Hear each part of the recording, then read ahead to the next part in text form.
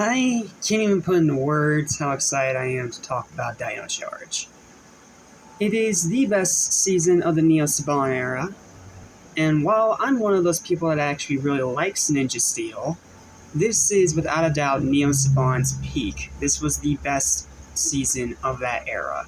As much as I had a soft spot for Samurai and how much I really liked Super Samurai, this was peak Neo Saban. It is an awesome season, and I'm going to tell you exactly why. What's going on, guys? Welcome back to Animation Station. You know, want to start that shit for anything and everything animation, including every now and then some live action stuff, including the Power Rangers, as now we are getting closer and closer to the end of our journey, because after this we only have Dino Supercharge, Ninja Steel, Super Ninja Steel, Beast Morphers, and Dino Fury. We only have 5 more seasons to go after this, so yeah, it's winding down now, and then we do tier lists and rankings to end it all out. So, yep, we're coming towards the end of it. Oh yeah, we also have the 2017 Power Ranger movie, I can't forget that. But that is going to get its own separate review. So, but for now, let's talk about Dino Charge, starting with the analytical stuff so we can get right into everything this season does right. Okay, so for the main Rangers, first up we gotta start with who is personally my favorite Red Ranger. Yes, even over Connor and Tommy and Wes. Tyler. Tyler is an awesome Red Ranger. Not only is he a great leader, he's also a great character with a lot of mysterious intrigue around him. And as the season unfolds, it gets better and better and better. I really like Tyler. I liked him when he was first cast, Brennan Magia, who also has his own YouTube channel. Please go check out his YouTube channel. He makes awesome stuff over there. And he's just an all-around awesome character and my personal favorite Red Ranger. As much as I love Connor from Dino Thunder, Tyler's my favorite. It's a little bit hard to explain why. He's just my favorite, which is why you see him on the intro of these videos. Because he is, in my opinion, the best Red Ranger we've gotten so far. Then you have Chase, the Black Ranger, played by James Davies. He's pretty cool.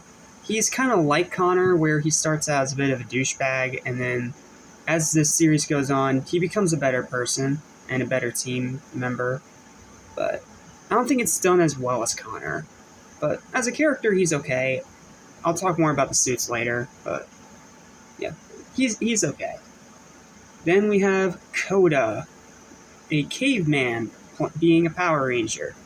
It sounds stupid and absurd, but that's kind of the cheesiness that this franchise has built its legacy on. Coda is an awesome character too, not only because he's a caveman and, you know, caveman humor, not used to modern things, which I don't care if it's cliche, it makes me laugh every time I see it, but also because Yoshi Sudarso, his actor, is a really nice guy. I've seen his posts on Instagram and Facebook and even some comic book convention stuff where he loves being a ranger. He loved his time on the show. He is still friends with most of his teammates. And he's just so unique compared to every other ranger we've ever gotten. Because this guy is literally a caveman pulled into modern times, given a dino gem, and fighting crime. And still trying to figure out the modern world. There's so much cool intricacies into his character. And I really, really like that. Coda is a fan favorite ranger, and I can definitely see why. He's unique, he's interesting, and he's funny. No doubt he is funny. Then we have Riley, the Green Ranger, played by Michael Tabor, sorry if I'm mispronouncing your name. He's a good Green Ranger. Not among the greatest Green Rangers ever, but he's cool. I like him. Then we have Shelby, the Pink Ranger, played by Camille Hyde. And correct me if I'm wrong, I think this is the first Pink Ranger of color. like I said, correct me if I'm wrong, but I think this is the first one where the Pink Ranger is someone other than, normal white Caucasian. I think that's really cool. Really adds to the diversity here of this cast. And not to mention, Shelby herself is just a cool character. She wants to prove herself. She keeps being told no. The Dino Gem chooses her, and she gets the chance to, show what she can do. Not to mention, she's also a bit of a tech whiz. So, yeah, I like Shelby. Shelby's cool. And then for the additional Rangers of the season, we have Sir Ivan, the Gold Ranger, played by Davi Santos. He's fine. It's kind of like Coda, except it's a medieval knight instead of a caveman, but he's fine. The voice can be a bit annoying sometimes. Then you have Philip. I believe it's called the Graphite Ranger. I believe that's what it's called. The Graphite Ranger. He's played by Jared Blakiston. He's also okay. Just not really as good as the main cast. And then there's Kendall, the Purple Ranger, played by Claire Blackwater. Now, yes, technically she doesn't become a Power Ranger until the end of the season, I know, but I'm counting it here anyway, because I'm pretty sure she becomes a bit more versed in Dino Supercharge, so I'm going to include it here anyway. Kendall is a cool character as well. Most of the season, she's in the hideout with Keeper. But at the end of the season, she gets to become the new Purple Ranger after the past Purple Ranger, which I'm going to acknowledge in a second when we get to the supporting cast. She's cool. I like Kendall. It took me a little bit to like her, because in her first episode, she kind of comes off as a bit of a snooty snob, but over time, as each episode goes on, she gets better, slowly but surely. Then for the supporting cast, we have the former Purple Ranger, Albert, played by Arthur Ranford. He's okay. Then we have Keeper, played by Richard Simpson, a super improvement over Gosei, and a really good mentor as well. And the way he ties into the story and everything, it's really well done and very smartly written. I really like Keeper. He's one of the coolest mentors in Power Rangers. Then you have Chloe, played by Mila Simon. She's fine. Then there's Matt, played by Alexander Walker. He's fine. Colin, played by Josh Masterson. Hope I'm pronouncing that right. He's fine. And then you have Taku, which is Koda's little brother that's still in the prehistoric time, played by Miles Soa. And as far as kid actors go, he's okay. He's not cringy, but he's not super memorable. He's only in 2 episodes, so yeah. Then we get to the villains. And I feel like this is another strength of the show that has actually really good villains, especially compared to the awful villains in Megaforce and Super Megaforce. Oh wait, I'm sorry. In Mediocre Force and Super Mega Lies. Can't forget that. First up is Sledge, voiced by Adam Gardner. Yep, Adam Gardner is back again. Sledge is an awesome villain.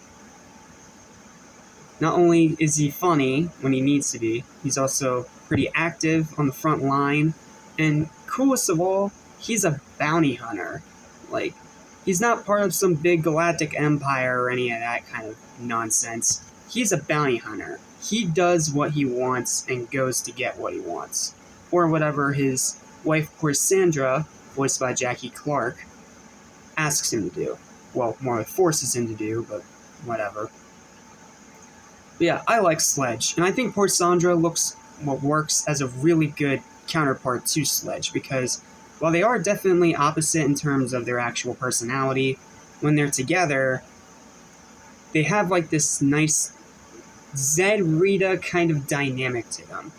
Yeah, Sandra's a bit less active on the front lines of this fight than Rita was, but she still executes some pretty good plans, and with Sledge does a lot of really nasty stuff. Like, Sledge is an awesome villain, and I think Sandra is a great secondary character to work alongside him. Then there's Fury, voiced by Paul Harrop, or Harrop, however you pronounce that. Fury's cool too. He has a lot of intrigue around him when the season starts, and then I believe it's not until Dino Supercharge when we get the big twist. I'm not going to say what the big twist is, but it's a pretty good twist. And then we have Wrench and Curio, who are both voiced by Estevez Gillespie. I don't know how to pronounce that, I'm sorry. They're fine. They remind me of those two comedic relief robots from Zeo that were both voiced by Barbara Goodson. They're fine. And then for the foot soldiers of the season, there's the Vivix. I need to pull a picture of this one up because I don't remember what these look like. Because it's been a while since I've actually watched this show. Well, you know what I mean, watched it in full. I can't watch every season in full because then I don't have time to do any of my other reviews. So I can only do like 5 to 10 episodes a day. Let me see the Vivix. Oh, here they are. They're fine. I'm not a fan of the seaweed hair or the stark white outfit, but I like all the ancient markings on it. The masks are pretty cool. And their weapons are very meh. Like, they're fine. This series was never really known for having great foot soldiers, so I can't really complain about that one, but yeah, that one's they're just fine. They're the typical foot soldiers you expect in a show like this. Not horrible, but there's better. Moving on to the weapons, we have the Dino Blade Blaster and the Dino Sabers. That's the universal weapon between the two Rangers. And both look pretty cool, especially the Blade Blaster, which is, of course, also their Morpher. Seriously, making the Morpher a gun was a clever way to differentiate it from the rest of the series, especially because most of the series uses flip phones. So, yeah, it's not a flip phone, it's not a wrist morpher, it's a gun that you can also use as a gun and also let you morph. Like, that's really cool. Nice versatility. Then for the Ranger-specific weapons, there's the T-Rex Smasher for the Red Ranger, the Parachopper for the Black Ranger, the Stego Shield for the Blue Ranger. Yep, Blue Ranger has a shield again, but it's not nearly as cool as the one in Dino Thunder. A Raptor Claw for Green Ranger, and a Triceradrill for the Pink Ranger. They're fine. They're not super big, flashy weapons like they were in Samurai. They're more like just little handheld things, but they're fine. They do their job. They're okay. I just think they're a bit too small. And then the Green, Blue, and Pink Rangers weapons combine together to make a triple spike. Red and Black's combine to make the T-Rex Chopper, and then all of them combine together to make the Dino Spike. Then there's the Terra Saber for the Gold Ranger, or Terra Ranger, whatever it's called. And then the Graphite Ranger gets a Royal Dino Punch. Yeah, it's a weird weapon. That's all I'm going to say. It's a weird weapon. Then for the vehicles, Red Ranger, Tyler has a Jeep. He doesn't really use it in battle. He just has it to ride around.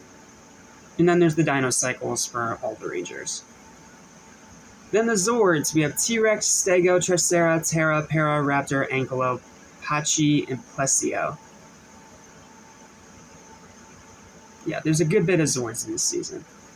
But unfortunately, the Megazords, not counting all the many alternate combinations, are limited. There's only 4. The Dino Charge Tri-Stego formation, which is the main Megazord of the red, pink, and blue, which is cool. It's simple, but it's cool. Then Terra Charge, like the Terra Zord just becomes its own Megazord, which is cool. Then there's the Dino Charge Tri-Stego Terra, which is pretty much the same as the Tri-Stego, but it adds the Terra Zord. And then Purple Ranger gets her own as well with Plesio Charge. And then for the alts, I don't want to write these down, so I'm just going to pull up the site and list them for you. If my computer does not want to have an aneurysm today.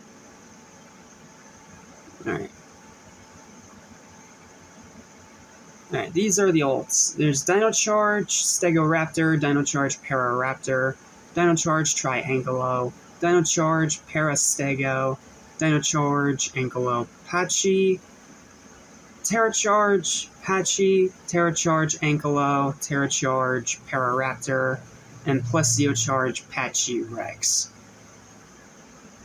Or Pachi. Patchy. However the flying flip and flip you pronounce that. And obviously no essential episodes of the season, because it's still only 22 episodes a season. So. Okay, analytics out of the way.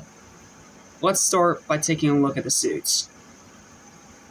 These suits are sick. Like, I really like these. I don't like them as much as I love the Dino Thunder suits, but they are really cool. They have very specific helmets, very specific visor shapes and designs.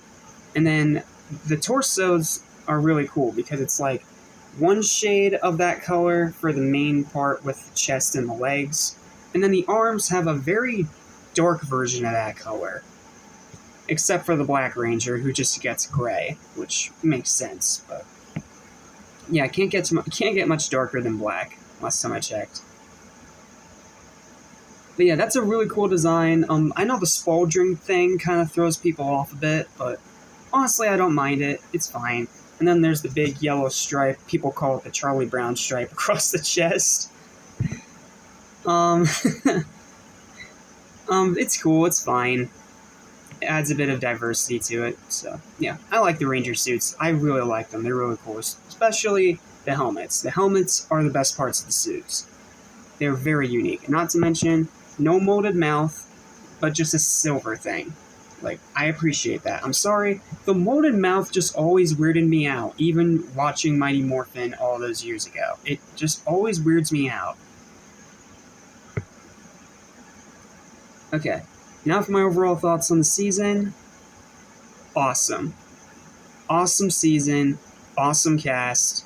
Awesome episodes. Awesome arcs. Awesome villains. Awesome Zords. Awesome weapons. It is just an all-around awesome season.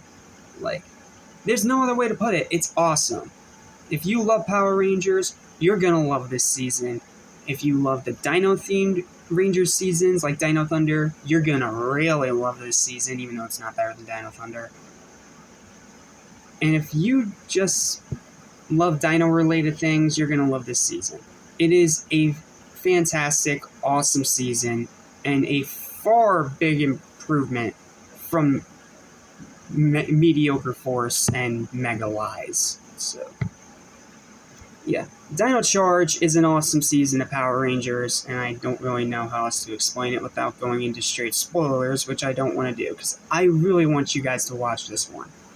It has been a fan favorite for a while now, and I can see why. This was the peak of Neo Saban, and while it steps back a little bit in Supercharge, which I'll get to tomorrow, as far as this first season goes, it is darn near flawless. Yeah. Darn near flawless. I love Dino Charge. And it wouldn't surprise me if it makes my top 10 seasons list. Like, it's an awesome season, and if you haven't checked it out, highly recommend it. Final verdict for Dino Charge is a 9 out of 10. It is an awesome season. It's just as awesome as you've heard. Just go check it out. It's free on YouTube. Go check it out. Go to the Power Ranger official YouTube channel, find the Dino Charge, and watch the whole season. It is awesome.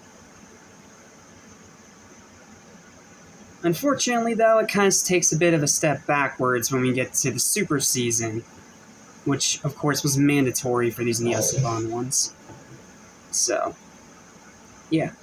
Dino Charge is awesome. And I'll see you guys tomorrow when we take a look at the slightly disappointing, but still pretty good, Dino Supercharge.